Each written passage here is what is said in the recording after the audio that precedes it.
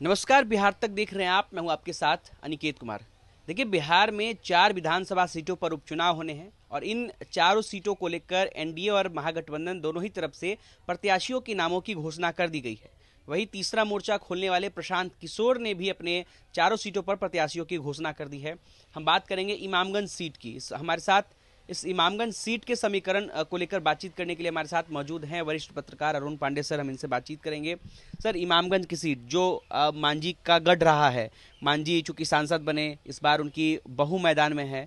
राजद की तरफ से भी रोशन मांझी, उन्होंने भी इस बार मांझी समुदाय के उम्मीदवार पर दाव खेला है। इस सीट का समीकरण क्या कुछ होने वाला है और परिवारवाद जो मांझी के परिवार पे एक बार फिर से आरोप लग रहा है, उस पर क्या कहेंगे? देखिए, अभी जो 4 सीटों के लिए उपचुनाव हो रहा है, उसमें 4 में इमामगंज सुरक्षित क्षेत्र और अभी केंद्रीय मंत्री हो गए जीतनराम मांझी, उन्हीं के इस्तीफे से ही खाली हुई है। बिहार के मुख्यमंत्री रह चुके हैं। अब उस सीट से इस बार उन्होंने अपनी पुत्र वधू को कैंडिडेट बनाया है, दीपा मांझी को।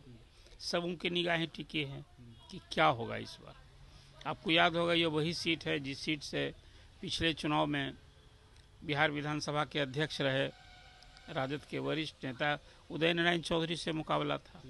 अब जीतनराम मांझी जीते। उसमें तो चर्चा थी कि बहुत हाई इनकम्पेंसी फैक्टर था, वो उदय नारायण चौधरी हराए गए थे और जीतनराम मांझी जीते थे। अब आज उस इस्तीफे के बाद उन्होंने अपनी पुत्र वधू को दिया है। परिवारवाद से कौन सी पार्टी छूती है कहने के लिए। प्रधानमंत्री भी कांग्रेस पर परिवारवाद, बिहार में ही लालू प्रसाद पर परिवारवाद की राजनीति को बढ़ावा देने का आरोप लगता है, लेकिन उससे भाजपा छूती है क्या?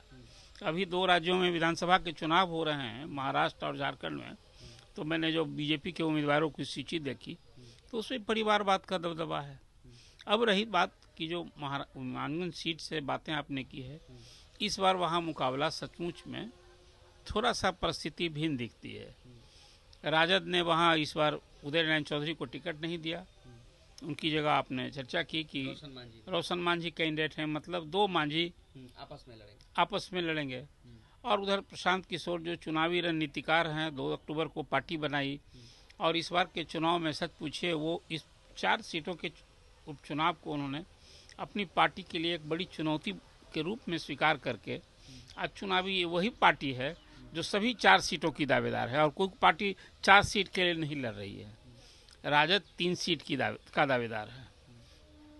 तो इमामगंज में राजद और फिर महागठबंधन एनडीए के तरफ से मांझी की पार्टी हम हो गई और जन स्वराज की तरफ से डॉक्टर जितेंद्र पासवान को वहाँ दाव लगाया है। मतलब जो दलित क्षेत्र है, तो एक पासवान जाति भी आप जानते हैं बिहार में एक बड़ा ही दबंग जाति डाली जाती है और सामाजिक रूप से भी जो दलितों में बिहार में कोई ये वही पार्टी है जिसको या जात है जिसको नीतीश कुमार ने कभी सभी 22 जातियां हैं अनुसूचित जाति की, उसमें उसको छोड़ करके और सब 21 जाति को महादलित का दर्जा दिया था।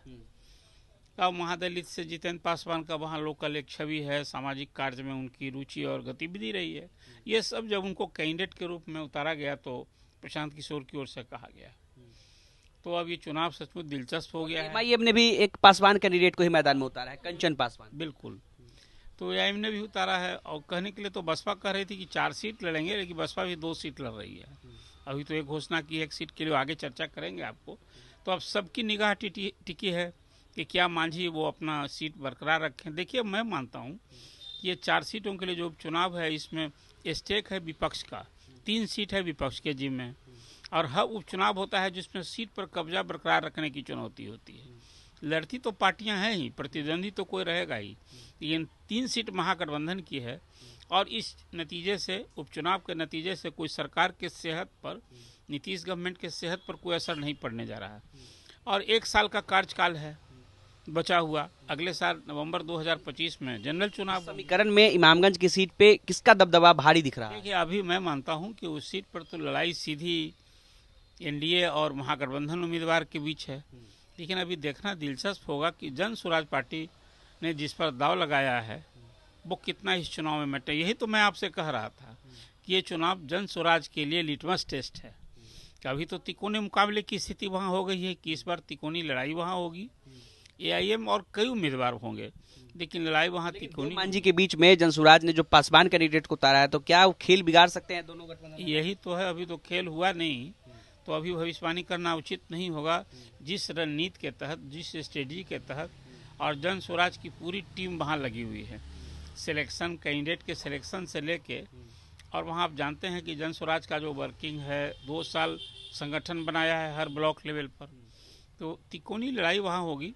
और अभी फिलहाल ये कहा जा सकता है कि ये अपने घर में, जो अभी प्रशांत किशोर ने कहा है कि जीतन राम मांझी को हम उनके घर में हराएंगे, तो अब वो सीट बचाने की उनकी चुनौती है, उनकी प्रतिष्ठा दांव पर है।